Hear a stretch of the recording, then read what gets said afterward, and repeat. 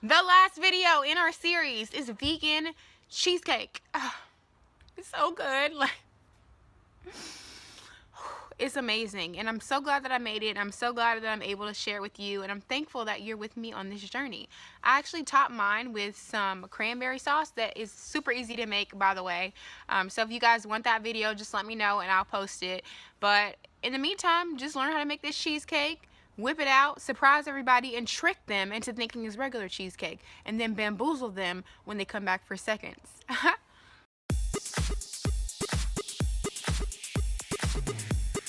So we're gonna take old-fashioned oats and some almonds to make our cheesecake base. Woo woo! All right, folks, quick lesson in fast soaking cashews. You're gonna take your cashews in a bowl and cover them with slightly boiling hot water, not exactly boiling, but maybe cooled off for about a minute, and just let that sit for an hour. That'll save you time if you don't have time to wait for overnight cashews.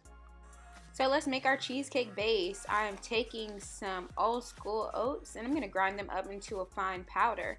If you notice, you'll see me do the exact same thing with the almonds. You want to get it as powdery as possible so we create sort of an oat almond flour mix. And it's going to be so great because you'll be able to really taste those good nutty flavors and then incorporate all your wet ingredients very well. You'll also notice I'm taking the skinny, I don't know if it's silvered or slivered. We're going to go with slivered almonds and try to get them as powdery as possible. So if you work with almond flour before, you know it has sort of this sandy texture that I'm demonstrating there. So we're just going to make sure that we combine those two flours that we've created very well. And then we are going to season it up. I have this Chef Denise Sweetest Pie seasoning. It has like cinnamon, nutmeg, random sweet holiday flavors, and I'm adding a little bit of sea salt just to balance out those flavors. And now I am adding some pure maple syrup. Again, as always, all the ingredients and their quantities are available in the description box and on my website, so don't worry at all, I got you covered. Now we are going to take some coconut oil, and I'm actually just going to give a big hefty scoop. I think I ended up doing 3 tablespoons, and I'm going to melt that coconut oil and add it to my mixture. It's going to help incorporate a lot of those flavors, act as a binder, and you'll notice when you bake it, it has a sweet coconut smell that I absolutely love. So making sure to mix all of those very, very well, and we want to keep mixing it until we have kind of a wet sand consistency. So as you can see, like, it's being pushed wherever I want it to go. I really wanted to make a sand castle out of it, but obviously would rather have cheesecake. So I'm just going to put that in my baking pan and just smush it out and evenly distribute it in that pan. Once it's evenly distributed and looking mighty fine, I'm going to plop it in the oven on 350 until it's golden brown. So usually this takes 10 to 12 minutes, but depending on your oven can take a little longer.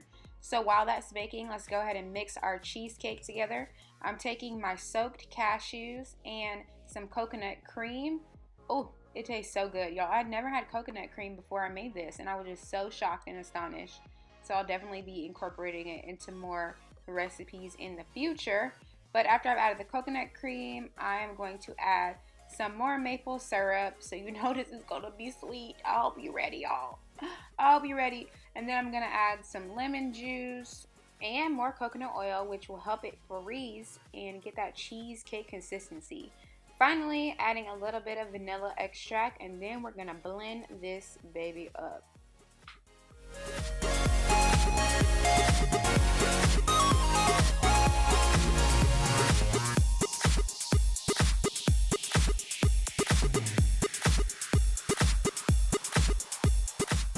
So by the time that's blended, our crust should be done nice and golden brown. Look at that. Ooh, yeah.